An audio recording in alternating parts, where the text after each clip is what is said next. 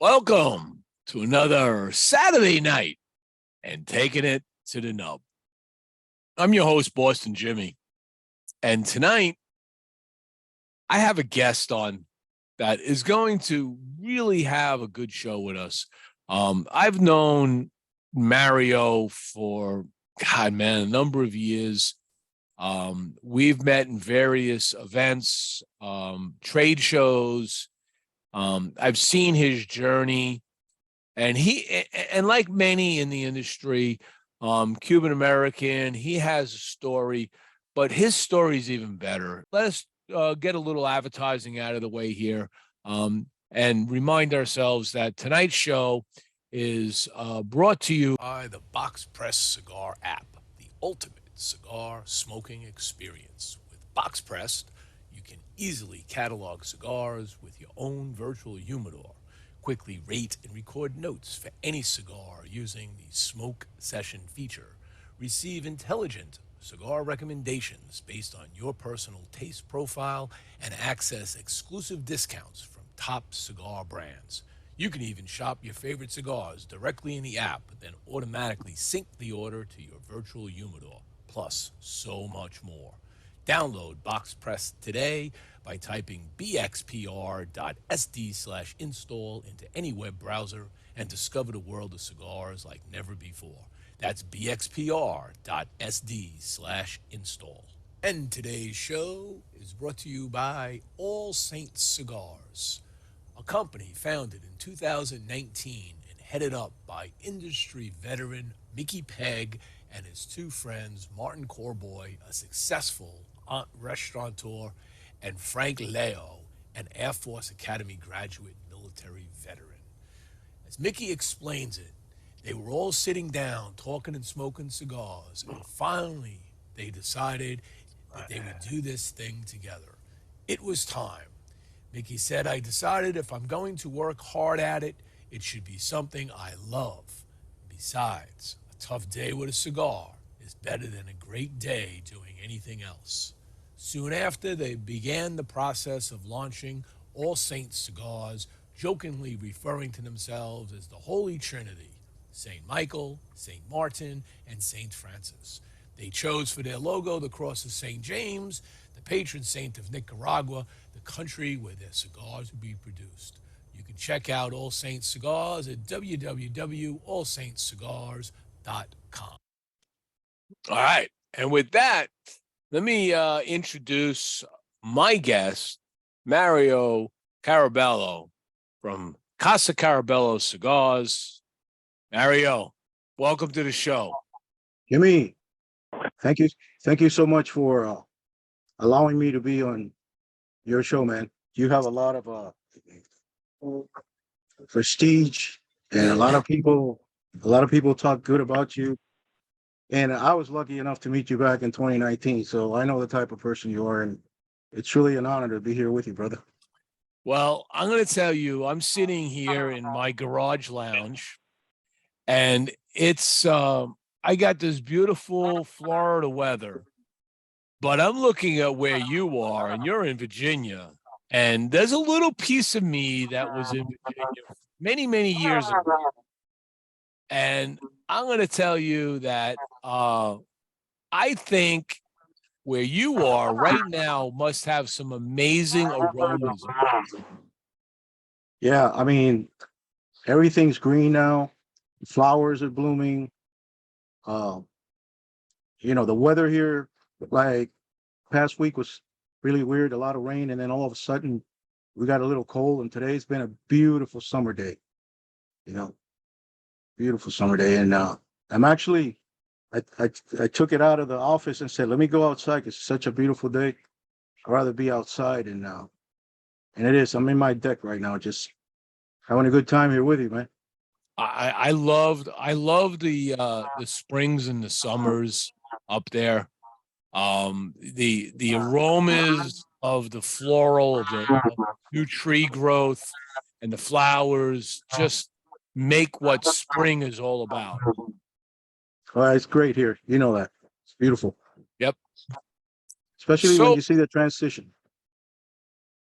Oh, to transition's amazing because you get the 4 seasons without a doubt. Exactly. Exactly. What are you smoking tonight?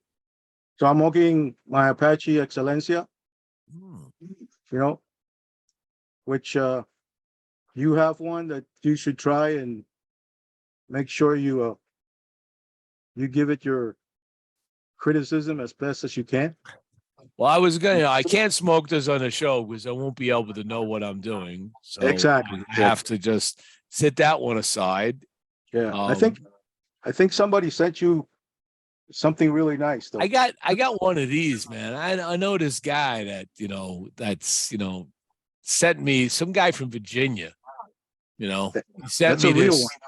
this beautiful Cohiba, and yeah, no, this is legit, man. Look at the burn on that.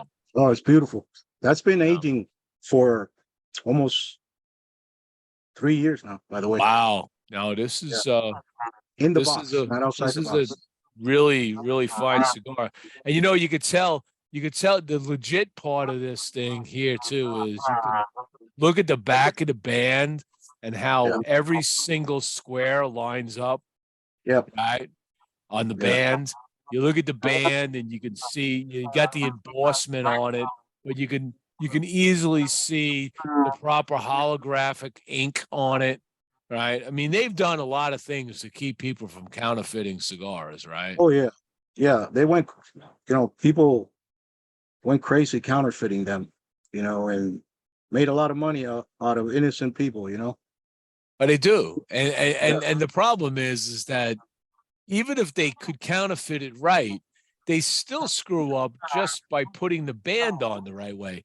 Because the Cubans, when they put the band on a cigar, they're meticulous about how it lines up. They don't put it when they paste it on the back, it doesn't have a little off on the top or off on the bottom. They make sure it perfectly aligns everything. There's precision Perfect. in that. So when I look at your band, you do the same thing. Yeah, You have we follow that this that tradition, of making sure we get perfection on these things, right? everything. Yeah. When I look at your cigars, I look at these things and they are, I mean, down to the band. And that's people don't think about it, but it's a little important when you say, God, the people that do your bands are trained to put them on the right way. Yeah. And when I get down to different factories, let me tell you, the person that puts these bands on, there's only a small team, couple of people that do this. The same That's all. ladies all the time. That's all they do all day long, right? That's it. Yep.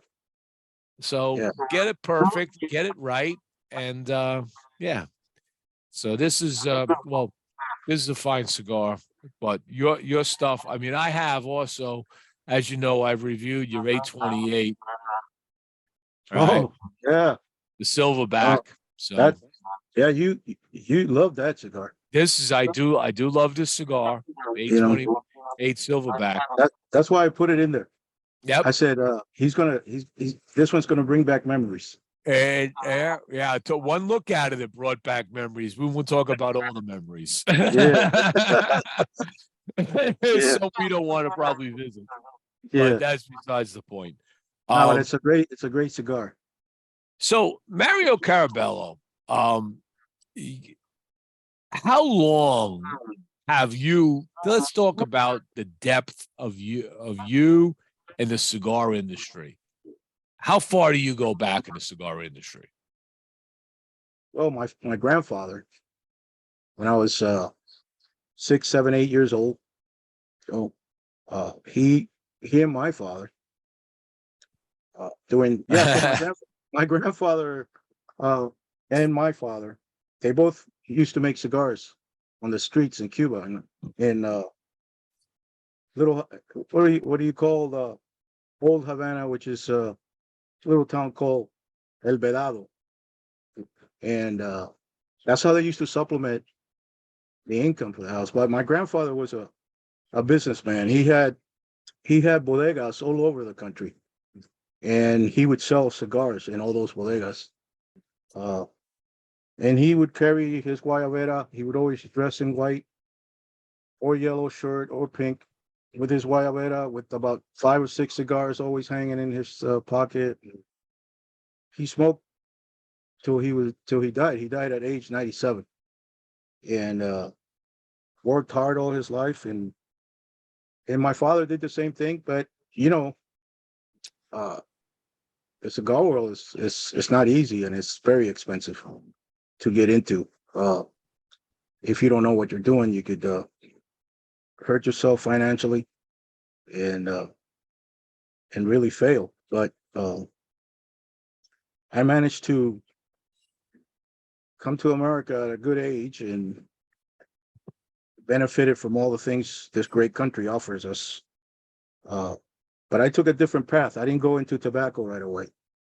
At age 17, I was in Miami and I was looking around and I said, I got to get out of here. So I joined the Army, and the Army was a way out for me. I joined the Army at 17, thinking that I would do 2 or 3 years. And then I saw the opportunities there that weren't at home. And money was very scarce back then. And I started 4 years that ended up being 22 years, you know. So when did you start the Army? At age 17, 1977.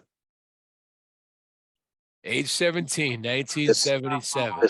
December 7th, 1977 was my When I report was date. when I was 17 in 1977, I was going as a freshman to Pratt Institute in Brooklyn, New York, studying Mm, electrical engineering. So you went in the Army, I was getting in to study some engineering stuff. it's good stuff, Little man. did I know that I would be designing weapon systems that you would end up being deployed in your battles. Yeah, amazing. Yeah, so sure. But the Army was great for me. I took advantage.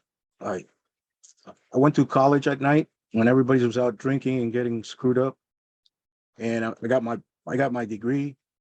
Uh, then I applied for officer school, and at the time they weren't taking NCOs that had 2 years of college. You had to have 4 years of college. Yeah. So they said, hey, why don't you become a warrant officer, right? And I talked to the warrant officer field, and that's what I did. I became a warrant officer and then finished my degree, and you know did 22 years all over the world. Every little war we had, I was there. And let me tell you, it got tired after a while, right? Wow. And 2006 was the last time I was in a combat zone. Literally. Were you in Gulf War One? Yeah. My first conflict was Grenada, and then it was Panama. I went to Haiti as an advisor to the United Nations. I went to El Salvador as an advisor to the parachute battalion there during the insurgency there. Honduras, Colombia as an advisor there. Peru as an advisor. And then all the little conflicts we have: Panama, Desert One, Desert Shield, Somalia, Afghanistan, and a couple other things that are still classified now. And back in those days, there's an echo. Do you hear an echo? I'm fine. I'm getting an echo. Maybe it's on feedback from whatever. But um, back in those days, they didn't have cigars for warriors. No. Actually, back in those days, I remember the first deployment we did. I was in 7th Special Forces Group. We went down to Honduras to train up their first SF battalion, and the commander goes, "Hey, Mario, go get us some Cuban cigars."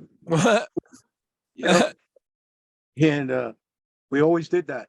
We bring back Cubans from these countries that are allowed to have it, right? But there was no thing as warriors, cigars for warriors or nothing. And after a tour in Honduras, then you know where Dan Lee is, and then you go there to get cigars. You know what I mean? And cheap, you know. So you were the go-to guy to go get the cigars. Yeah, yeah.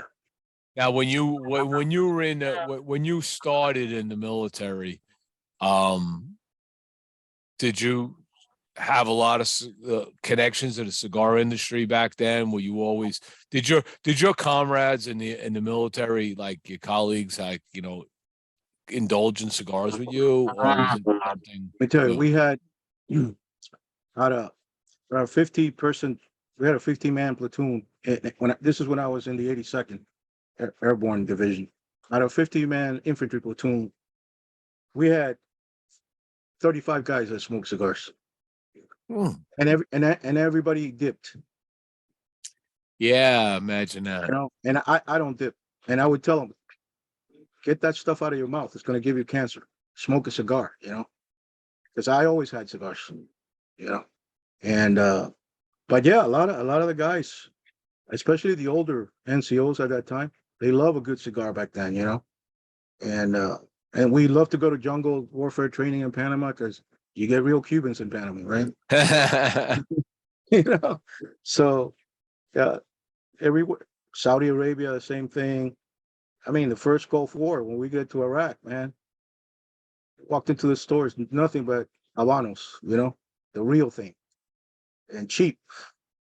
So now, do you go back to Cuba? Were you born in Cuba?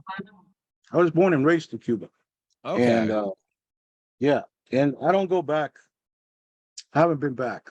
I'm planning on going back because I have an older brother that's 79 years old, and He still lives there?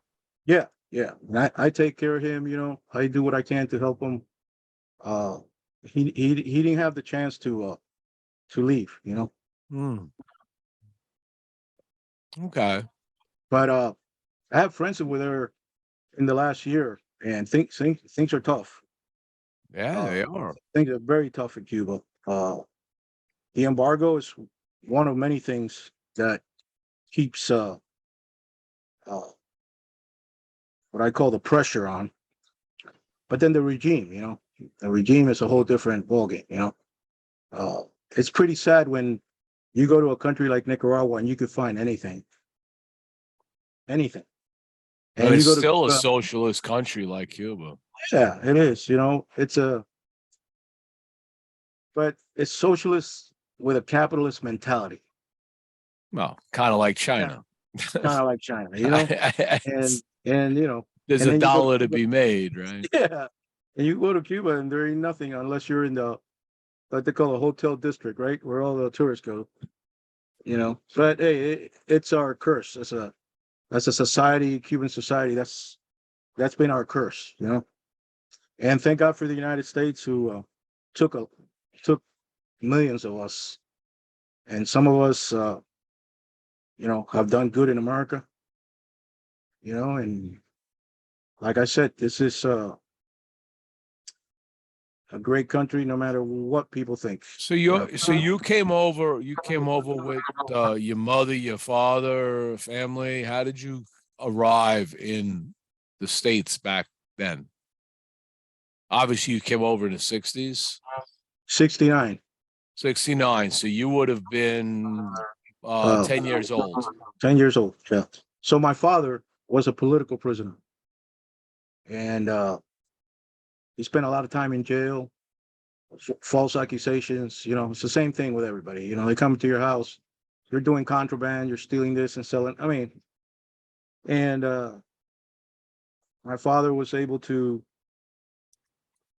convince people that they needed to kick him out of Cuba, you know, with one condition, that I travel with him, right? And that was hard because they didn't want to let me come. And so me and my father uh, both applied for asylum in Spain, Mexico, and the United States. Hmm. Spain came back really fast. Hey, come on over, And my father said, no, no, no, no, no. We don't want to go to. We want to go to America. You know. Okay. And Mexico came there and said, hey, you're welcome to come too. You know. And he just kept ignoring that until we got the interview at the U.S. Embassy in Havana, and they granted us asylum, right? And it was fast. My recollection is you got 2 weeks, pack your stuff, get out of here. And Okay. we got out of there in a Eastern 727 their flight, landed Remember in those Miami. days? Eastern, Yeah, Eastern. Funny, it was a landed, Pan Am. yeah, landed in Miami, went through some processing, went to the Freedom Tower there in Brickell Avenue. I So mean, you were and basically living in that area, that yeah, holding yeah, tank yeah. area. And the old what people call today Little Havana, right? It goes like from Northeast First Avenue to like Southwest 27th Avenue back then. But Little Havana is really from Northeast First Street till 17th Avenue. And on 8th Street, that's where you found all the cigar little companies. You Coyote. know, Camacho was in 8th and 22nd, and I used to walk by there every day and see the guys rolling in there, and you know, uh, So it didn't displace you. Like I know some families that I've talked to over the years that they came into Miami, but then they redistrict you to like places like Chicago and other areas. You were able to stay in Miami. yeah, yeah. Most at that time, most people went to Miami or New Jersey. Oh yeah, New Jersey, the other one, right? A lot of Cubans in New Jersey. You Yes, know, there are. so it was either Miami or New Jersey, and since we didn't have any relatives in New Jersey, we had a cousin inside Miami. That's where we stayed. Okay. And then we started grinding. The factories in Hialeah. My father started working for Bell Helmets, making motorcycle helmets. You know, we wake up in the morning at 4 o'clock in the morning, go to Homestead. Well, was very little back then, and we pick lettuce, tomatoes, strawberries. Ah, Work the fields. And then go to another job, take a shower, go to school. You know, uh, chasing that dream. well, you keep chasing it, and then you build yourself up, hopefully. That's Hey, it, by man. the way, I'm looking at some comments coming in here. Um, Lanessa Terry, you know Lanessa? Lanessa I don't Terry think. says, "Good evening, guys. Mario, I love your cigars. I got a box last week." Oh, thank you, thank you. I hope they do you well. Yeah, Lanessa has she's one of my followers. She comes on the show once in a while. I've had her on my show personally, so very cool lady. Bill Ragone is watching from up in New York. Hey, Bill. Hope you're doing Uh well, buddy. Tyler Garcia, he's chiming in. Tyler's out in Kansas land. Um Greg Morgan, you know Arnie Seraphin? I've heard of Arnie. Oh, Arnie, man. Carabella.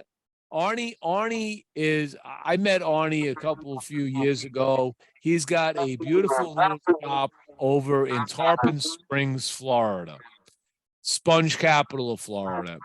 And he It has is been rebirthing all the old brand marks in the Tampa area, right? nice. So any defunct brand, he's kind of creating new blends similar to them and putting the brand mark on and rebirthing them. He's got a little shop there. He inherited when his father passed away. He inherited the shop, and Arnie's a great guy. If you ever get over to Tarpon Springs, you get some great Greek food in that area. You Oh, check yeah. out Arnie. But Arnie says Caraballo is spot on. My parents came to Spain, then Union City, New Jersey. There you go. Bless So you, man. Arnie is Cuban heritage. Let's see. Oh yeah, she says that she met you at Destination Herf. Yeah, I Lanessa know where she Terry. is now. Yeah. Yeah. That's the So, last time we were hanging out. You and I was yeah, down in Destination Miami. Herf. Let me tell you, I met a group of ladies, and Lanessa was one of them, and boy, they love the 828 Claro with the Yeah, Ecuador wrapper, you know, absolutely. and we had a great time at Destination Herf, by the way. Uh, that was it was good. As good as there. I got to see you after like 4 or 5 years. Yeah. Yeah. I mean, it was wild, man, because we met each other at PCA, TPE, whatever it was, years ago. TPE, yeah. And you were coming in, doing your thing, and things were growing, and then everything kind of like went weird. And I'm so glad you are back, Yeah. and doing Caraballo, and let's make Caraballo happen, because I want to get into these cigars in a second. Right now, what I'm going to do is I'm going to quickly go through the rest of our advertising for the show, and when we come back, let's talk about these new blends that we just put out the press release on, that you're going to be showing at PCA. All right. All right. So, all right, I'm going to put you on mute for a second just to do this. All right, folks. So today's show is also brought to you by our friends at Casa Cuevas. Show is brought to you by Casa Cuevas Cigars. In the 19th century, Juan Cuevas, Spanish immigrant from Santander, began what was to be a family business which now spans 4 generations. Like others fortunate enough to live and work in Pinar del Rio province of Cuba, Juan commenced cultivating tobacco, turning it into a successful business. Following in his father's footsteps, his son Juan Jr. continued with the family business, successfully expanding it until events which took place in 1959 forced a dramatic change. Years later, in the Ciabo Valley of the Dominican Republic, Luis Cuevas Sr., Juan Jr.'s son, carried on the family tradition of handcrafting fine cigars in the family's cigar factory, Tabacalera Las Lavas. Today, Luis Sr. is joined by his son Luis Jr. in the manufacturing and sale of premium long filler cigars at their factory, Tabacalera Las Lavas in Santiago, Dominican Republic. So check out Casa Cuevas Cigars at www.casacuevascigars.com and on their Instagram and Facebook channels. Introducing Blackened Cigars, M81 by Drew Estate. A dark, bold, and unapologetic cigar collaboration. My job is all about taste. So when James mentioned he wanted to create an exclusive cigar, I was stoked. Like Metallica, Drew Estate has some of the most hardcore fans out there. I've known Rob Dietrich for years, and when he approached me to collaborate on this, we couldn't be more excited. I mean, Metallica, Black and Whiskey, and Drew Estate, what could be a better passion project? Needed to craft a cigar unlike anything in our portfolio. One that would take cigar fans on the deepest, darkest, heaviest journey into the mystical world of Maduro. Full-bodied with notes of espresso, leather, and dark chocolate. Blackened Cigars, M81 by Drew Estate. Before you light your next cigar, be sure to check out Cigar Medics, the makers of the patent-approved humidimeter. The humidimeter is a tool designed to display the relative humidity inside your cigar. With this device, there's no more guessing. Simply insert the probes into the foot or cap of your cigar, and you can instantly know if your cigar is ready to be smoked.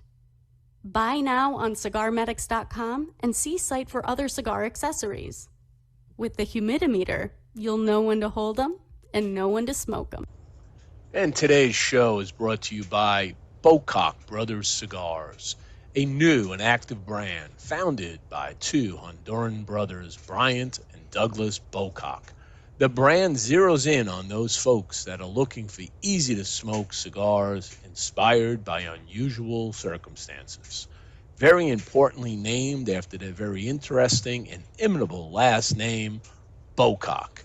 Right now, Bocock Brothers is featuring their signature edition, made at the A.J. Fernandez factory in Esteli, Nicaragua. It features an Ecuadorian Sumatra wrapper, a Nicaraguan Habano binder, and a Nicaraguan filler. Available in 3 popular formats, a Robusto, a Toro, and a Gordo. You can check out Bocock Brothers Cigars at www.bocockbrothers.com. And today's show is brought to you by Platinum Nova Cigars. Platinum Nova is a family-owned and operated premium cigar company. Only the highest vintage tobacco and the most skilled hand workmanship go into the making of each Platinum Nova cigar. This results in a timeless blend of art and craftsmanship. The Nova brand and the family's work are a tribute and an honor to their grandfather to always remember him and his infinite passion for the finest cigars. Their love for cigars started with their grandfather, a dedicated master blender and entrepreneur in the cigar industry. So the next time you're looking for that exquisite cigar experience, pick up a Platinum Nova. You can check them out at Platinum Nova Cigars, www.novacigar.com, and on their Facebook, Instagram, and Twitter channels. All right. I like to thank my sponsors, for without them, this is always a little harder to do. Let's bring Arnie back in. Mario back in. Just there you go. All right. So let's talk about these new blends. I'm going to just throw up here the press release we just did for you. It talks a little bit about them, and then we can go through this together. So you came out with 2 new blends that you're going to launch today. The first one is the Don Nelo, right? The Don Nelo, you have 3 different wrappers with the same binder and filler and 3 different vitolas. Talk to me about this particular cigar. So this is so important. Why this is so important for you? Well, Donello is the father of Don Oscar, who owns Donello Cigar Factory in Nicaragua, commercially known as Conciaga. But I started doing business with them when I got into the cigars. They were making my packaging and helping me launch. And throughout the years, we built a strong relationship. And at the time, the factory was not making cigars in large scale. They were making a select quantity of cigar for a special brand in Europe. And that's all they were doing. And I kind of sat down with Don Oscar and kind of drew a roadmap for him where he could be if he took that great space that was empty in his factory and turned it into a cigar factory. And he started following that roadmap. And within 2 years, he built the cigar factory. He's got 50 torcedores.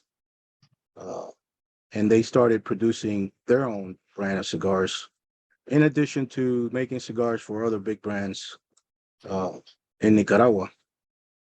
And one day we're sitting down and Don Oscar says, "Do you think we could come up with something in memories of my father?" And I said, "Yeah. You just got to get good cigars, good cigar leaf in here." And took him a little while to actually kick on. But there was another gentleman there that was his kind of like the factory manager, Don Alexis, who really listened. And I said, "You need to go buy good quality tobacco. No, do not half step, buy nothing but the best that's out there, just like you do for this European brand." And then we started throwing blends together to see what would be good on the palate for not just me, but everybody in that room. And we were like about 11 guys. And and I was just focused on a Maduro and a Ecuador wrapper, but they wanted three. So I said, okay. So and let me tell you, the first time that that Maduro and that Rosado came out, I did not like it. It was bitter, and it just wasn't ready. It wasn't ready for market. And so we sat down and we worked. This is about 13, 14, yeah, 15-month worth of work to get those blends to where we wanted them.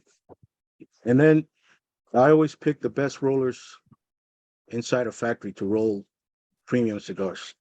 So that way there's consistency. The same people have to roll them. And we set out on the journey and we started rolling them and send them out to get taste tested, and people liked them. And Ben Rosario, Huh? Ben's with me. He's a walking encyclopedia. Yes, he is. When he was with Karen, Oh yeah. and No. Ben's a good man. I love Ben. and Ben helped that brand get to where it's at, and so I asked Ben. I said, "Hey, I want to send you. As a matter of fact, let's just go to Nicaragua. I want you there." And we went to Nicaragua and we sat in this room and we tweaked it a little more, and this is what we came up with. And if you look at the cigar, it's beautiful, rolled. I mean, it's I mean, the best. I'm going to tell you, I'm looking at, so I got the Claro here, right? This is got a nice little oily sheen to it. It's firm, but has the right give. I like to explain that, right? So when you press down a little bit, you could just feel just the right give. There's no soft spots in this cigar, but it feels just right. It's got the nice weight in the hand that I would expect. The cigar is beautiful looking. It's got a triple cap. Is it a triple cap or a double cap? It's a double cap. Double cap. It's double capped. I mean, it is a beautiful looking cigar. I'm looking forward to trying this out and maybe giving it a review there. It's intriguing just looking at it. Yeah. So, and that picture that you have on your site, that gentleman there is Donello, and Donello, Yeah. God bless his soul, he passed away. So we did this in his honor. His son wanted to honor his father, and I said, I will help you, but you have to meet certain standards for me to help you. So he complied, and I think you're gonna like that Rosado. It's got peppery notes in it. It's got a little bit of earth tones, spice. The Maduro is outstanding, which you will try out at the PCA. Well, I'll be climbing a mountain in PCA. We're going to get to that in a second. Oh, you're going and you're leaving me behind, you bastard. What can I say? I got to raise. I get this Yeah. thing, but Yeah, this. so But this is going to be in the production lineup. This is a regular production cigar. that's what I'm trying to do. I'm trying to convince him that this cigar is going to be regular production. I think he's already convinced. And I think it will do well. Okay. So, and the band is simple. We took, because it was in honor of Donello, we took a picture of a tobacco field where this factory grows their own tobacco. And, we enhanced it a little bit. And I like the colors. Okay. yeah, I wanted a different color, but he wanted green, so we kept it green and gold, Let me tell you what, there's something special when it comes to marketing. There's something special about gold and green. It means money. Yep, exactly. All right. Yeah, you So, said it exactly. And green and gold is money. yeah, Oscar had that in mind, so I it agree. is. And yeah, and you know, it's it's of course I'm flattered that they trusted me, right, to actually go in there and you know work with them and come up with the blends. And me and Ben, Right. Right. it wasn't just me. Ben was there. Ben was kind of like I call him the proof master, right? You know, He's got a good palate. He has a yeah, really good he's palate. got a great palate. And you know, Ben is very low key, quiet, very Yeah. analytical, But he'll tell you his honest opinion. And that's what I always. like about Ben. And he doesn't talk unless he has to, right? Yep. You know, and I remember when I first tasted it, I said, "This is a no go." And Ben goes, "Yeah, throw it in the trash," you know. And I said, "Well, we got to work a little harder on this," and we did. And a great cigar there, and I think people will enjoy it. And you know, it's boutique cigar, and boutique is just a word, you know, that Mhm. people use. You know, that's a Yeah, damn premium cigar, man. You know, that's the it's bottom line. right. You know, it's a Exactly. premium cigar, and you could put any name on any cigar that's premium, and if it's a good cigar, it's a good cigar, regardless. And what I like is on this particular line, you've got a Gordo, a Toro, and a Torpedo, right? So I'm Yeah, looking at the Toro here. But for everybody that's watching now and in the future, the Gordo, the Toro, and the Torpedo are all $12.50 retail. yeah. Right. So check out these cigars. The Actually, other one, yeah, they could hey, sell that cigar for more if they wanted to. hey, good. You know, And I'll but let you know if they should. yeah, yeah, All right. yeah, The yeah, second one you came out with, also for PCA, you're going to be talking about, yeah, is the Apache. And that's yeah, this one, right? yeah, yeah. So this one, let me just share this on the screen here. Um, this one here, Ecuadorian Habano with a Sumatra binder and a Nicaraguan Jalapa filler. And oh, by the way, I love Jalapa. My Jalapa. Boston, my Boston Jimmie cigar for my 60th birthday was Jalapa and Ometepe fillers. So you know where my palate's at. I love those two. You've got them in 4 Vitolas, all right, which should resonate with most people, right? You got a 6.5 by 58, a 7 by 52, which will be quite interesting. A 5 by 58 and by 46, and a 5 by 52, all ranging between $13 and $15. Beautiful packaging. All right. I love the packaging you got here. I love this Very whole simple. thing. Tell me the story about a pack. So here you Indian. You've got emblematic images on the band and on the box. What's the whole imagery about? What is this Apache all about? What do you try to celebrate?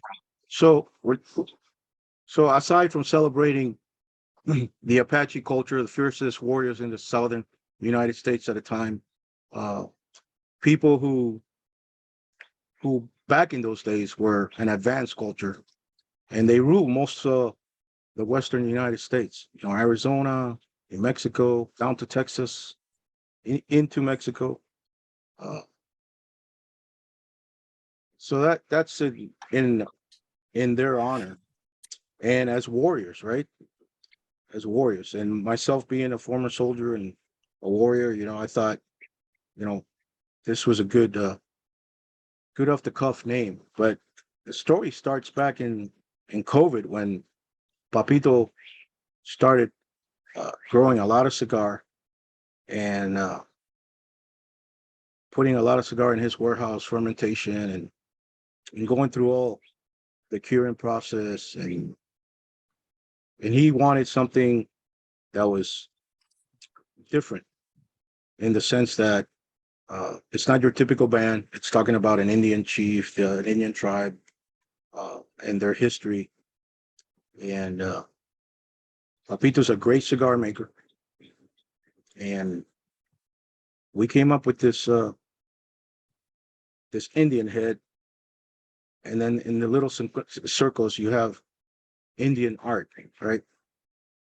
And the tradition, these cigars are like very traditional made, if you could say that. And you can tell by the sizes, you know. But this cigar is exceptional. It's beautiful. The aromas in this particular Excelencia, the aromas are amazing. You know, you get flashes of leather, sweet cedar, spice, white pepper, you know, and some nuttiness. And it's just a nice long burning cigar.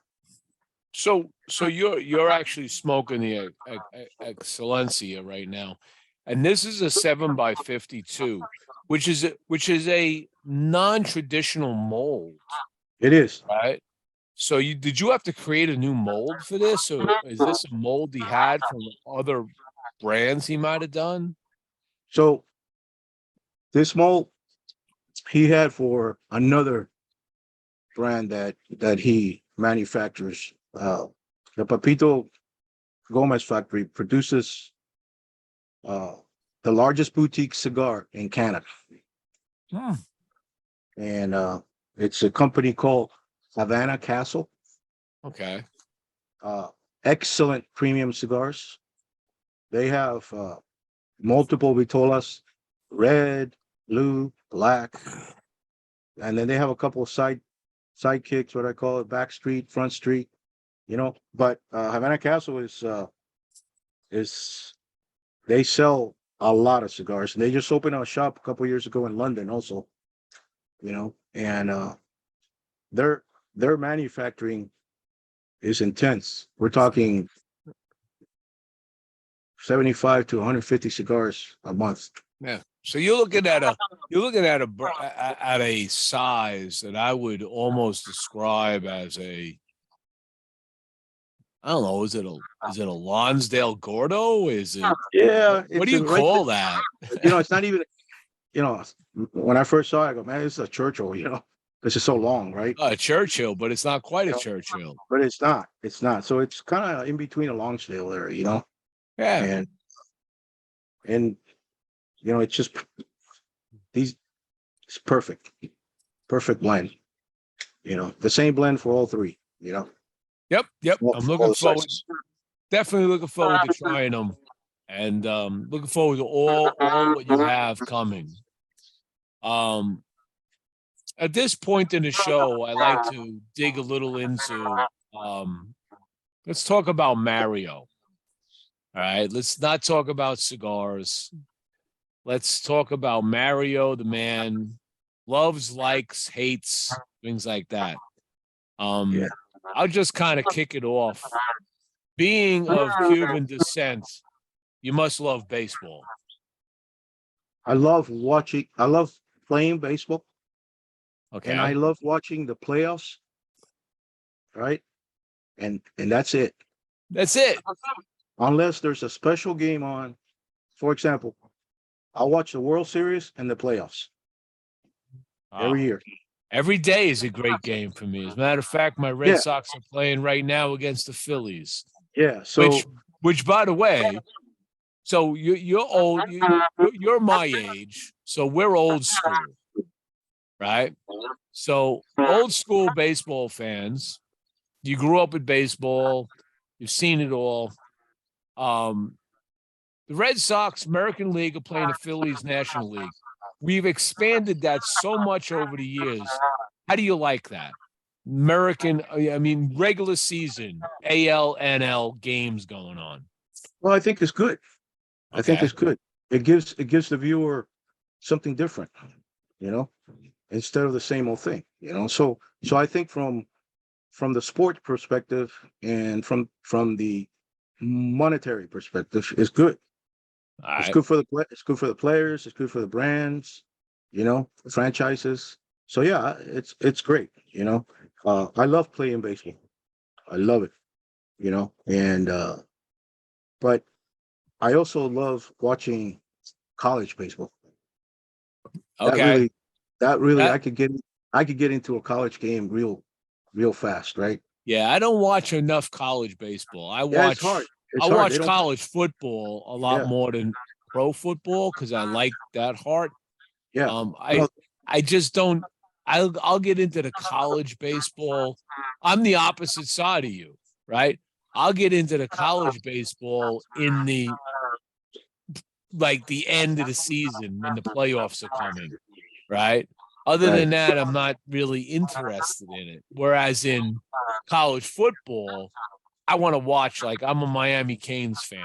Oh I yeah, will watch them every big you. Saturday. I'm going to watch. I'm all you. All my money went there to send my son to college, who's the one that I'm climbing a mountain with. All right. Excellent. Who did amazing things. But when it comes to baseball, I'm on the other side, right? I'll watch it. Yeah, but I'm going to watch every single Red Sox game that I can watch, 162 of them here, because Yeah. I just love watching a team. And right now, my team's got a lot of heart, which is a good thing. We'll see how it goes. We've won 7 straight. So, Well, it's a tonight, great team. It's always the Boston. Boston's always a great team. They have quality, and they put out a great show every time. They're they, very technical. It's a very technical team. what do you Which think? What do you think of the new rules? I think, like football, man, when you start putting too many rules in the game, you start taking that pizzazz out of the game, right? And I understand why you got to do it because baseball is not about baseball anymore. It's about making money, Yeah, and so I getting understand that. viewership. Yeah. Getting So viewership. yeah, exactly. So I understand why, but like football, it's kind of like everything. When you start over regulating stuff, you really start impeding progress, right? I mean, look at our industry, right? You have some states that are just gone bad shit crazy, right? Oh yeah. New York is one of them, 100% tax, and kids, we're afraid the kids are going to smoke cigars. They're not smoking cigars, they're vaping. No. Why don't you focus on that? But Or But when it comes to baseball, like I look at the new rules, and oh, by the way, Arnie's chimed in again. How about them Rays?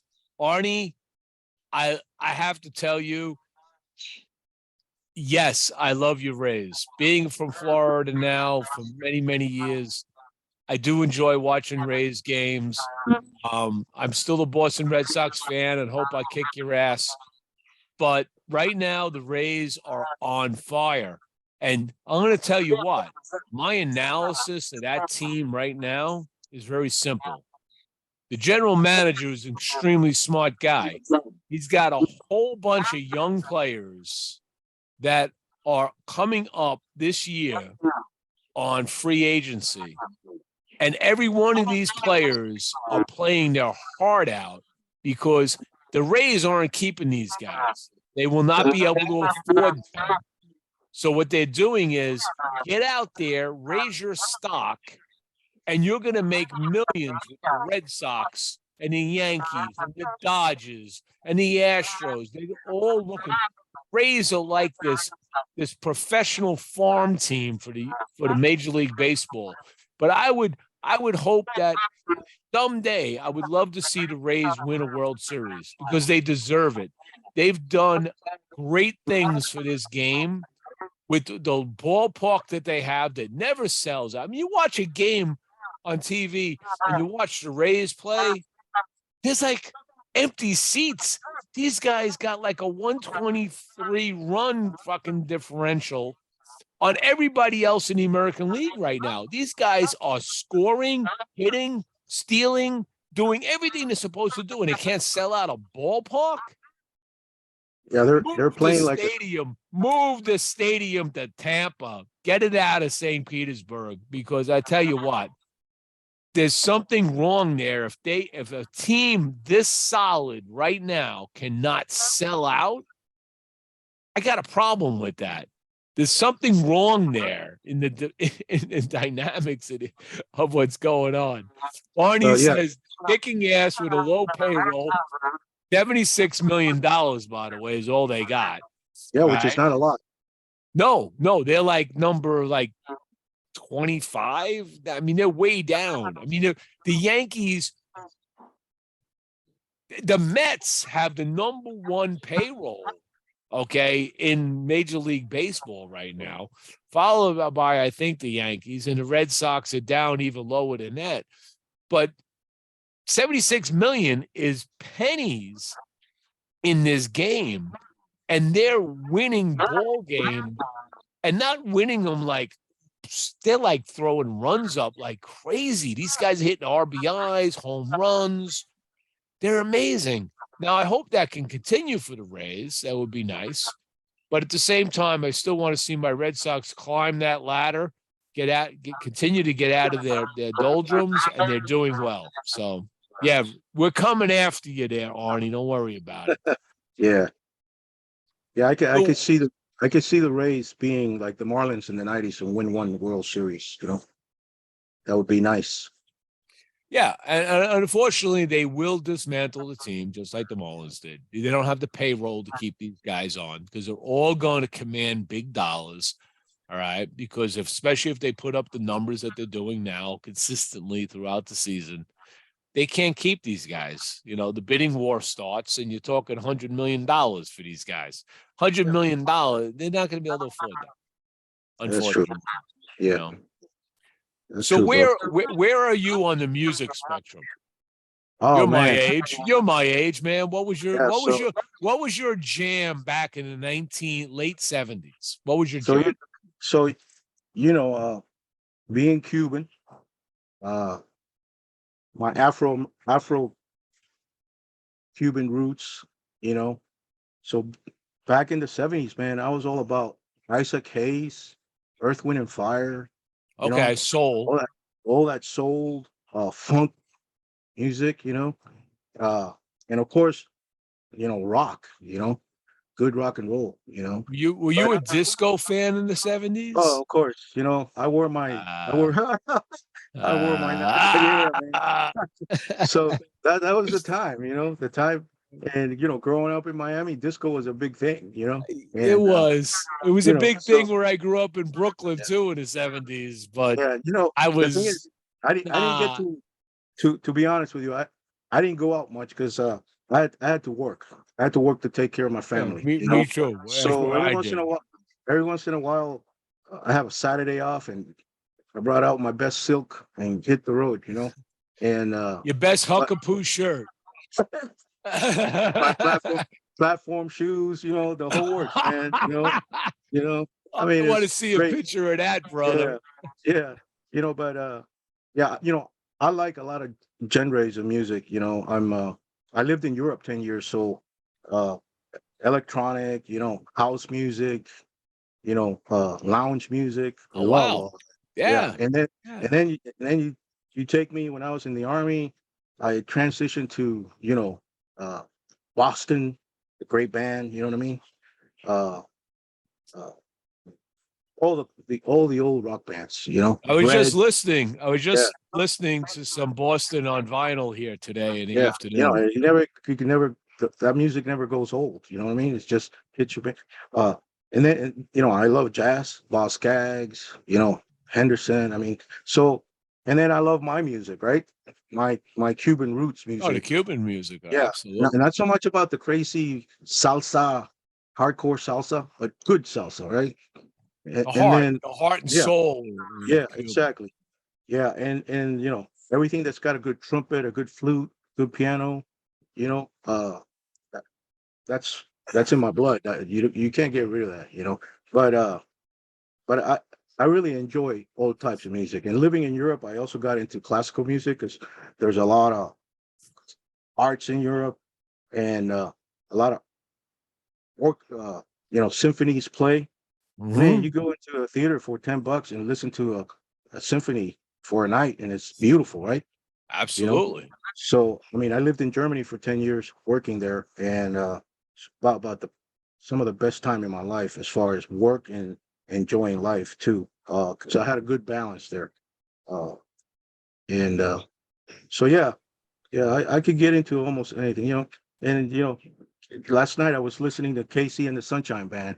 Oh You know, man, there you you go. know, and the guy who plays the bongos, and he's still the original guy from Miami there. It's Yeah, amazing. I can't think of his last name, Miguel, but that guy is amazing. And a great band. And then you go back to like the big bands like Earth, Wind and Fire, the kind of music they played. They were amazing. Every Oh, instrument. You know what I mean? you could just listen to that and Yeah, just kind of like it that. surrounded you. Yeah. You got, even if you just only had, you back in the day, if you only had two speakers back in the day. Today we got all surround sound. People got all kinds of crazy fun on. But back then, just two speakers in a room. The way that stuff was mixed on vinyl just surrounded you in sound. It just Same they thing with mixed Chicago. across. Yeah, Chicago, the same thing, right? It was just, And the percussion in that, it's just amazing. there was well mixed music. Yeah. You Yeah. still, So do you have vinyl? You have vinyl records? yeah, I have a vinyl records, man. I still do. I never got rid of them. How's your collection look? I got about good 200 vinyls Yeah, that I never got rid of. I probably Yeah. got a little more than that, but not Yeah, yeah. much. Yeah. Yeah. So I actually started buying vinyl when I could afford it, which is after I joined the army. I was making just a little bit more money and I could actually afford it, right? Oh, you know where I buy my vinyl? Here's the thing. I still buy vinyl because I still have my Akai turntable from 1980. Ooh. Okay. I've replaced the belt on it. It's a belt drive. I replaced the belt and I replaced the cartridge every now and then because you can't buy a needle anymore. You got to buy the Right. whole The cartridge, yeah. right. But I'm looking at it right because I was playing it today. I was playing some music today. I was actually playing some Al Di Meola today. Right. I'm looking at it right now. Good Right. music. To play some Al. But Yeah. when I look at all of this, what I do is I go out to like church bazaars at Christmas time, and you get all of these like doctors and lawyers and stuff that donate their stuff, and you could pick up, but they don't know how to price it.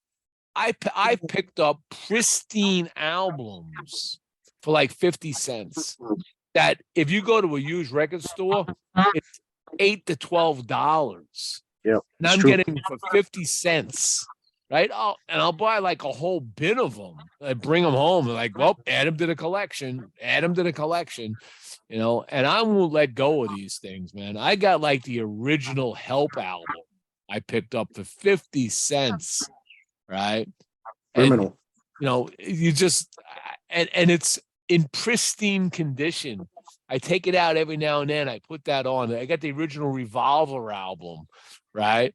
That I put on there and I play it once in a while. No scratches, no noise. It's just somebody took good care of this record because they were, they love records. So, did you have an 8-track stereo in your car? Oh yeah. Who didn't?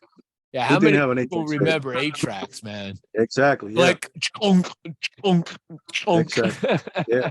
Yeah, those are the days, man. Yeah. So no, it's I enjoy all kinds of music. So on that part, but favorite, what's your favorite? Let's go back to old school. You're the same age as me. All right. I was born in 1959. All right, we're the same age. I could go on forever with going old school. So you're back in the day, even if you didn't own it, you might have had friends that had them.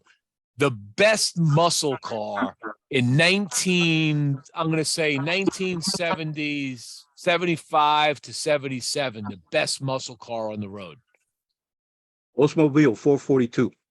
Absolutely. That was my dream car back in those days. The Olds 442 or the Shelby 1970. Right? Those were just amazing cars. 442, I had a friend of mine that had one of those. It blew the doors off people. Me too. When I went to college, and I had a fraternity brother believe it or not, that had a 19, I think it was a 70 something Torino with the 351 Cleveland. The Ford Gran Torino, man. That car was like a family car looking thing, but that car was super fast. That actually was. blew the doors off of 442. Yeah, I had a friend whose father was a doctor, so he was wealthy, and he had a 442. Man, that was a beautiful car. You know, beautiful car. Beautiful car. Absolutely. Beautiful Absolutely. car.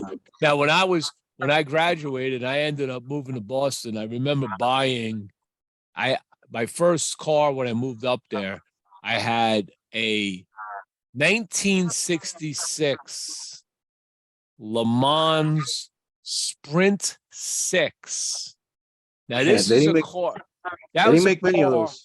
They didn't make many of those cars. There was a Le Mans, there was the GTO, and there was the Sprint 6. And the Yep. Sprint 6 was like a 230 cubic inch engine, all right, inline 6 with a 4-barrel carburetor on it.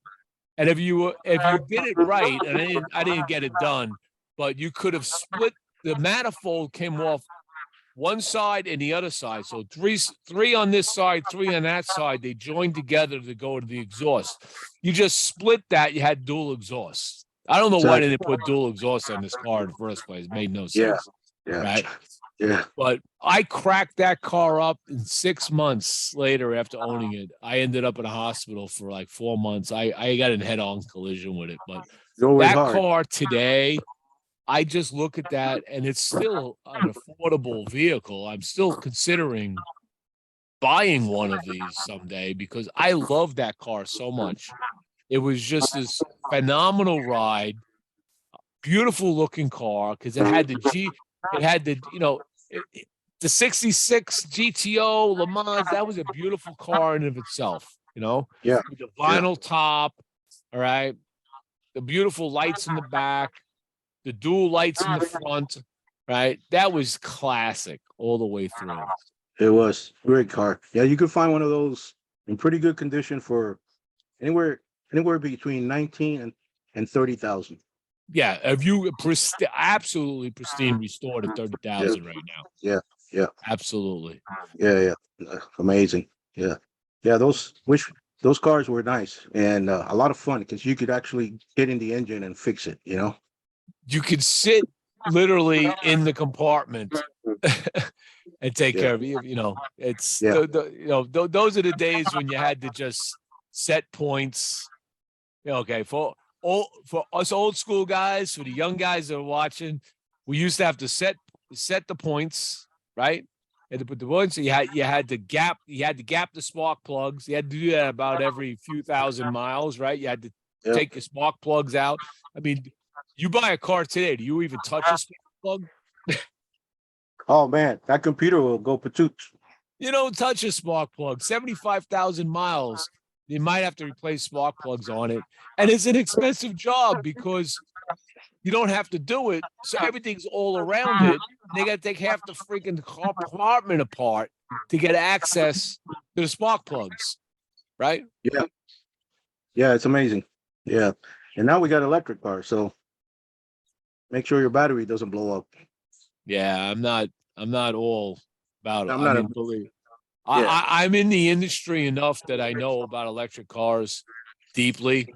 Yeah. And I could So I do work for in my other life, I do consulting for companies, and the biggest harness manufacturer in the world, North America, builds a lot of the harnesses for the OEMs. And making a electric car takes a toll on the environment. Of course it does. And people don't think it does, and it's worse than a Let's fuel be car. real. The electric car, two things about an electric car that people have to factor in. Okay. One, the battery. The battery is a toxic manufacturing process. Yep. And it's a toxic disposal process when The the waste- battery It's waste weight. management on that Where, is where the hell you putting the batteries? And these Teslas now that are getting upwards of 10 years old, yeah, the batteries are dead. Where do you Yeah. put the battery? What do you do with the toxic waste? yeah, Then even while you have the electric vehicle, you have to charge it, right? So, okay, I'm saving money on the environment because I'm not using gas, but I got to charge it. When I charge the vehicle, where's it coming from? It's coming from a Exactly. power plant, which is probably a gas-powered, coal-powered power plant, right? Which is okay. You may not be using as much carbon to charge it as you would driving a gas vehicle, but you're still using carbon to charge it. For me, I think as an engineer, okay, and being in this industry for quite a while, we need to be going to hydrogen fuel cell. in Europe, right? You could get cars converted to hydrogen fuel, Yes. and you see, and they have stations where you come in and fill up your tank. So we need to do. That's but- where it should be. If you want to really help the environment, you go hydrogen fuel cell. It's water vapor. Yeah, It's a no-brainer. Let me Yeah. let me take a moment here and give a quick shout out because I have to do this every show because we're coming up on this event. I'm just gonna pop something up here, and anybody can help out. You know where I'm going. Those that have been following me. We're gonna come right here. So, for those that know and those that don't know, that may be just watching, remember, if you go to Stogie Press, you go to the Climb for Autism.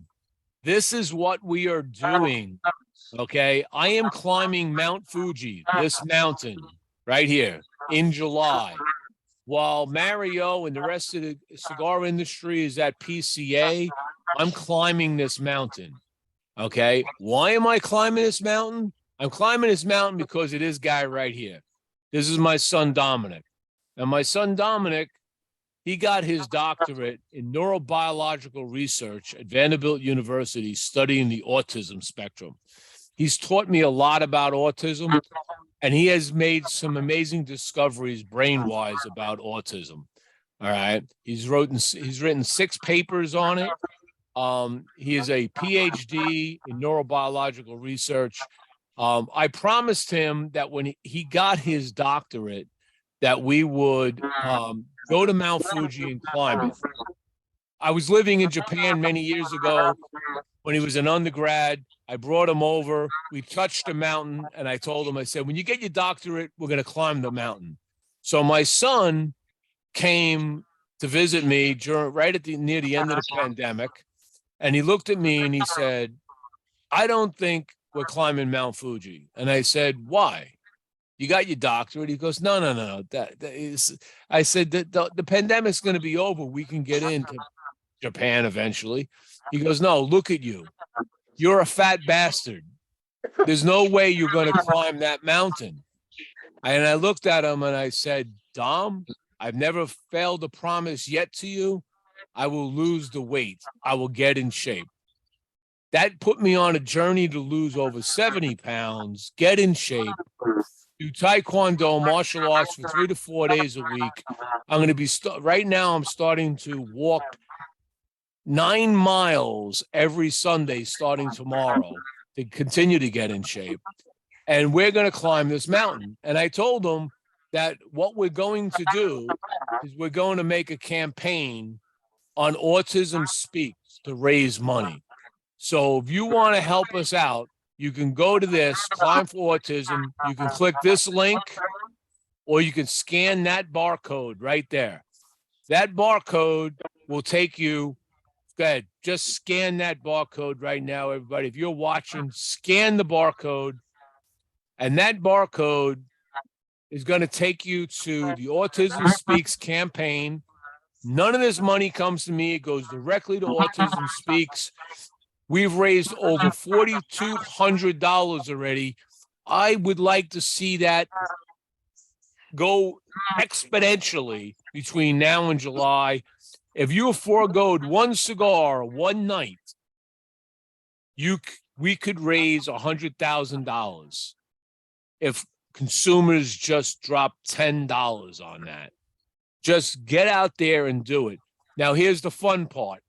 If you want to really help something out, whoever raises the most money, whether it's a cigar group, a cigar brand, a cigar shop, you donate, just put a dash and put in dash XYZ cigar shop, XYZ cigar brand on that. I get a dashboard that shows that. I will be tallying that all up. Okay. And whoever has raised the most money is going to get a photo op at the top of Mount Fuji as the sun rises over Japan with all their branded stuff. We're going to be holding it up there, announcing the top of the heap. Right now, the top of the heap is Smoke Inn. They have done an amazing job helping me out. We've raised, with them alone, $1,400 on top of where we were at. We're at 4,300 and growing. Get out there and do it.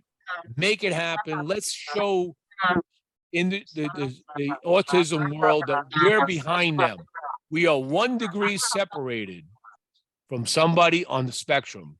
You know somebody, Mario, and we all know somebody that is affected by autism. There's nobody that's listening to this that doesn't know somebody, whether it's a brother, a sister, a family member, a friend of a friend. We know somebody on the spectrum, everybody. So go out there and help. Make it happen. All right? That's my public service announcements for the day. We'll come back to Mario. You got my support. I'll be there soon. We're gonna do amazing stuff. I mean, there are people in this industry right now, Mario. They've got over-unders on me that they don't think I'm gonna climb this mountain. Oh, I know I'm you not are. gonna make it up. All right.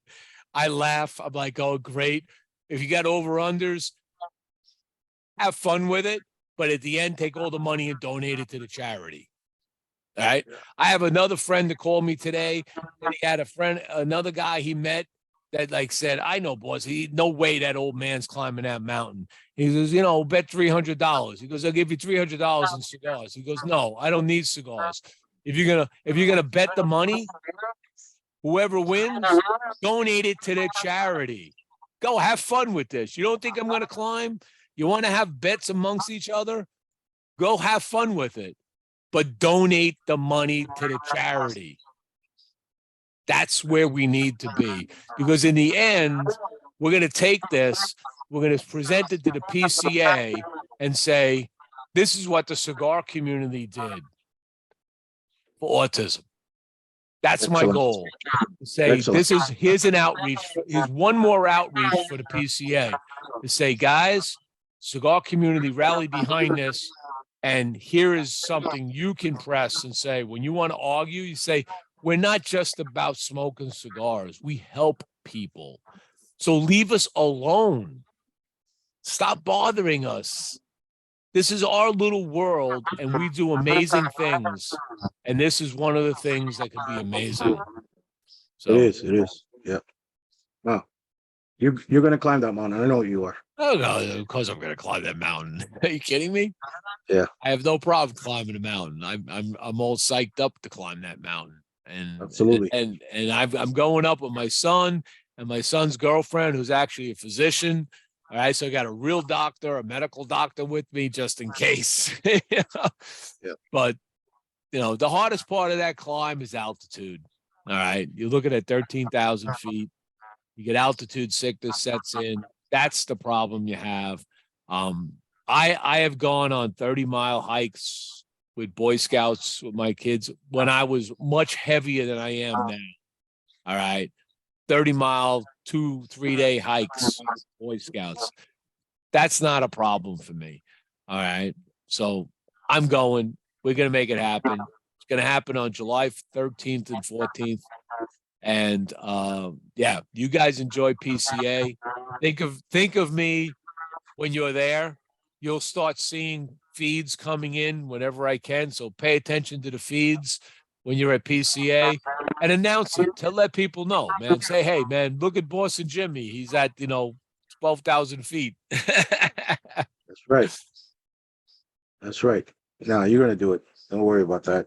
Just pace yourself. That's all. Well, that's all we can do, man. That's it, man. Life is a marathon, you know? It is. And I have a colleague of mine, an old senior vice president in my company who's now retired. He's like, let's see, I'm 63, going on 64. So he's 69. He runs 4 marathons a year. 4 Excellent. marathons. You can do it. Age doesn't matter. Okay. It's not about age. It's about your health, about your, it's about your physical fitness. All right. And if you want to be unphysically fit, you can be that, or you can be physically fit. I chose, after my son told me what he did, that absolutely right. I needed to get physically fit. And now I'm there. And I'm never going back. And you've seen me. Yep. Excellent. So, Excellent. Yeah. Hopefully you get the support you need. that's it. So what is your how many shops are you in now around the country? Well, with the 828, we had about consistent 35 to 50 shops. Okay. So you're Yeah, growing. so I'm growing. I have a lot of work to do because I was with a different brand back then. And so now it's a different face, Mhm. different standards and different approach. So, but I think the PCA is going to be good. I think people will be pleased, and hard work is where it's at, man. Get up and work. You got to do it, man. You Nothing comes easy. press it. And you're going to have, and Benny's with you. Benny's going to be at PCA with you. Oh yeah, Ben will be there. Ben Right. and KJ. Oh, KJ too. Good. Yeah, KJ will be there. KJ's a great friend. Navy veteran. Guy's done amazing things in his field, and we're a good team. We're serious.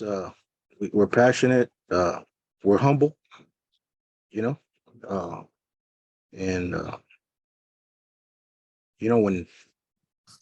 when one door shuts, another window opens. Absolutely. But if you keep looking back, you don't get nowhere. That's absolutely correct. I mean, and I've never quit at anything in my life, so this kind of even motivated me even more. And as you can see, I'm coming back strong, right? And everybody that smoked Caraballo cigars, they love it. The few people who have had the privilege of smoking these three new blends, they come back and give me nothing but kudos so far. I had a Davidoff guy who that's all he smokes, and he goes, "Boy, this Apache rates right up there with Davidoff." And I go, "Don't tell Davidoff that." I was humble because this guy's wealthy. He's a rich guy. Everything about him is about the best, right? Yeah. And he said, "Mario, I'm a Davidoff guy, and that's all he smokes. But this cigar is just as good as any Davidoff out there." I go, "Are you shitting me? Or are you just trying to make me feel good?" He goes, "No, man, you did a good job." I said, "Well, not just me, the whole team, it took an entire team to do this. And the work it goes into making a cigar, from planting, Oh, of growing, course.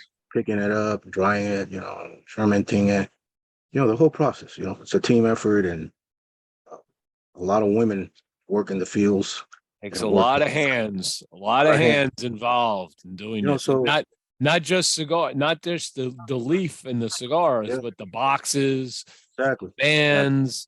I mean, you add it all together. It's an age-old process that we're Yep. dealing with. Well, this whole project here has been 2.5 years in the making. Yeah. Me and Ben decided we're gonna go slow. We're not gonna cut corners. You know what I mean? Well, yeah. Yeah. Well, God bless you guys. I hope you really get out of the ballpark. I'm looking forward to smoking these new blends and getting some reviews out on you and giving my honest opinion on Always, what I think of them. always. Um, we're coming up. We're well beyond the hour, as always. It always goes longer than an hour. Yeah. But No, thank you, man. I'm going to give you the last word. Yeah, the cigar world is difficult. It's not easy. You have thousands of brands out there, and everybody's working hard to get their brand out there. And some people are more successful than others because they have a lot of money, because it's all about the money. But what I tell people is, especially everybody listening here, if you smoke one of my cigars and you liked it, you need to tell the world about it, right? Tell your friends, tell the world, brag about it. Hey, that was a good cigar. And that's how you help the boutique industry, right? Get recognized. What you're doing, you're giving a small company an opportunity here in the air that very few people do. And you see that. I reached out to some prominent podcast guys who I know got a lot of followers. I'm not good enough for them, right? And I do what you do. I laugh. I go, okay, because that's all you could do. But the bottom line, guys, is if you smoke a good boutique cigar, whether it's mine or whether it's from another brand, tell your friends. Tell your friends, because that's how you help the next level, right? That's how we get to the next level, right? And with me, you get quality, and you get a family relationship of good friendship that's there to last, right? And that's more important than actually selling the cigar, you know. Uh, but in the business, you got to sell. You got to sell, or you go under. So tell tell your friends, amplify the brand that's out there, whether it's mine or another boutique, and push it. And this year we got lucky. The PCA listened to the BCA, Yep. because the PCA has lost a lot of memberships, and here we are, a group of little small boutique cigars that decided to get together, and with the help of Dr. Kafi at Kafi Cigars and his team, which have worked very hard to get us into the PCA this year. We're going to have our own pavilion there. We're going to be in the middle of everything. So you go next door is Aurora and another big brand on the left side, and then we're right there in the middle. And everybody's going to have a beautiful booth with their displays. And we hope to see people come in and actually sit down and smoke the cigar, not just walk by, pick up a stick, and walk away, and then forget about you, right? Right. And Because that's a lot what of you people want. do. A lot of people do that. I like giving out my sticks and sitting down with you, and Yeah, that's the way it should be. yeah, and get real, right? Get real with people. I visited a store the other day, and a veteran. He's a veteran. And I walked in, and his humidor is in the wrong place, and you could tell he's working hard to make it happen, and he's in a tough town where they have stupid laws and stuff, and I dropped off my cigars, and I never got a call from him. And then I went back and I said, "What's going on?" He goes, "No, man, I'm just swamped with this and that." I said, "I'm gonna give you some free advice. You need to change a couple of things in here, and you need to work to get that humidor to the front, not in the back, so people see what you have." Right? And Yeah. he doesn't have a lot because he's got a small humidor, but he doesn't have enough brands in there. Right. He's got all the legacy brands, and he's paid out a lot of money for those legacy brands. And as we know from our experience, Some of those brands, 2 or 3 cigars move, the rest just stay there. They They don't just sell. sit in the shelf, right? Yeah, they sit in the shelf. And you're spot on with that, because I had a friend of mine that had a shop here for many years, and I always told him, I said, you walk into a shop, there was a big bar in the front, and the humidor was way in the back. And I said, are you a bar or are you a cigar shop? Exactly. What's your identity? If you Exactly. okay, if you're a cigar shop, that humidor's got to be in the front. You got to walk in and immediately see cigars. The bar should be in the back. All right. Right. Because Exactly. you're a cigar shop. You want to promote cigars. The libations are a courtesy for the patrons, but the patrons are there to buy cigars first and foremost. Yeah. You know, Right. I stayed there for about 3 hours watching the front, the guy who's at the register, and this guy didn't do shit for 3 hours. So I said, you got a client coming in, you need to join him at the hip, walk him back to the humidor, Eh. and explain to him everything that's in there and listen to what he's got to say. He might already know what he wants, but he might be looking for something new. And that's when you step in and say, have you tried this stick? Exactly. This is from X company, boutique, great cigar, great price. You When should I try walk this. when I walk into shops, and I review shops on my site. I'm one of the few to actually do that. And I walk into a shop, I don't announce myself as coming.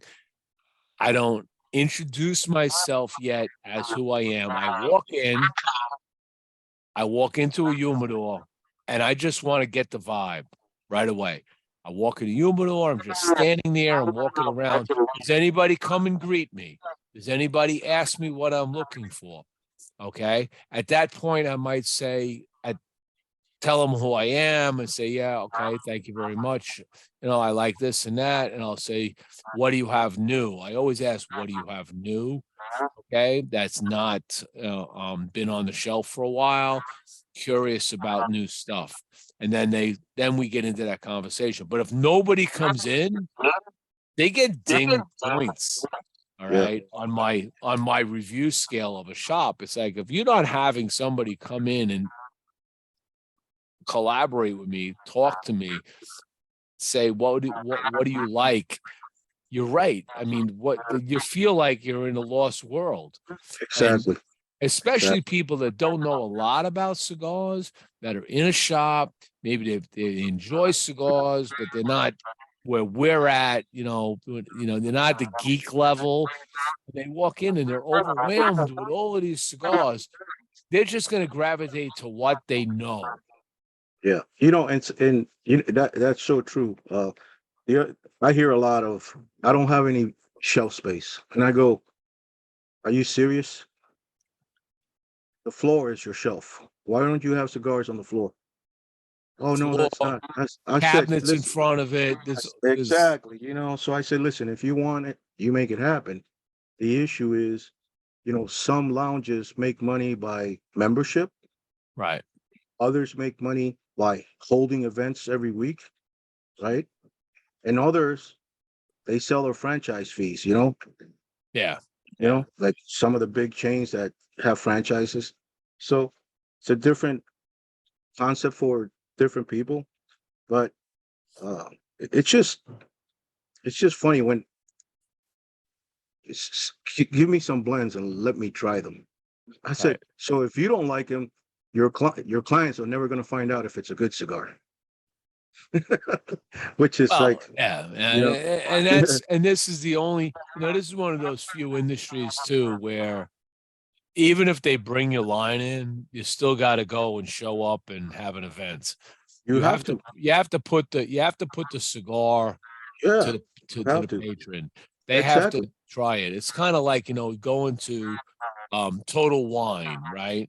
You into Total Wine. I love walking around Total Wine on a weekend. Sometimes I go in there on a Saturday or a Sunday, and I just walk around. And I'm going to go to the wine tasting area. I'm going to go to the whiskey tasting area. I'm going to go to the beer tasting area, just to see, what they're offering. And occasionally, I'll try a wine or a Scotch or a whiskey or a gin. and I'll be like, I kind of like this. I'll buy a bottle. Yeah, Right? exactly. And that's Exactly. we're the same way. We're the same way. Yeah.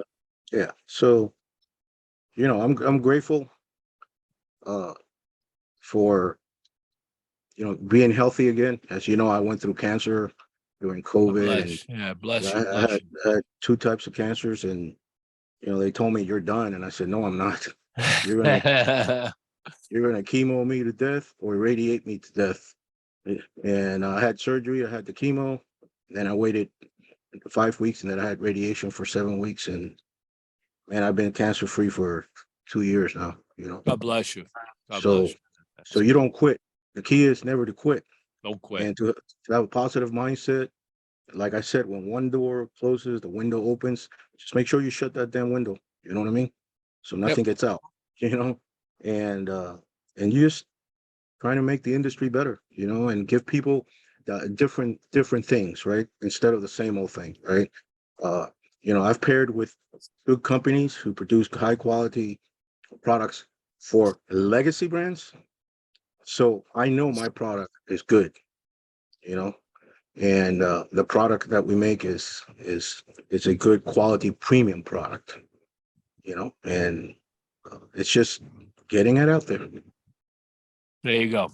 Well, thank you, Mario. Thank you for Thank you, taking your Jimmy. time out. Um, that's our show for tonight. Next week, we're gonna have an interesting show because I have a guest on next week who creates cigar smoking rooms. Think about this, not Yeah. tents. Okay. He actually creates cigar smoking rooms. I understand he's gonna be going around PCA talking about this too. So we're gonna have him on next week. We're gonna learn a little bit about cigar smoking rooms, what he's offering. So especially if you're in areas where you need to have that, where you don't have like this nice, beautiful weather I have here in Florida, where I can open a door and I can sit here and have beautiful weather. Uh, you might want to check out that show. It's gonna be fun. So I It don't sure know will. about it, but we're gonna learn about it together. So with that, I want to thank everybody for watching. I want to thank my sponsors for sponsoring because without them, it's always harder to do.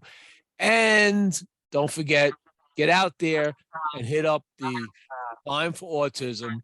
I sound like a broken record, but I'm going to keep pushing it. It's a passion I'm doing this year. So help me raise money. It keeps me incentivized to exercise, to walk, and to climb that mountain. And you're all going to see the article and the videos that come out of that. And you're going to love it. So with that, I want to thank everybody. Thank you, Mario. Thank you, And Jimmy. that's our show.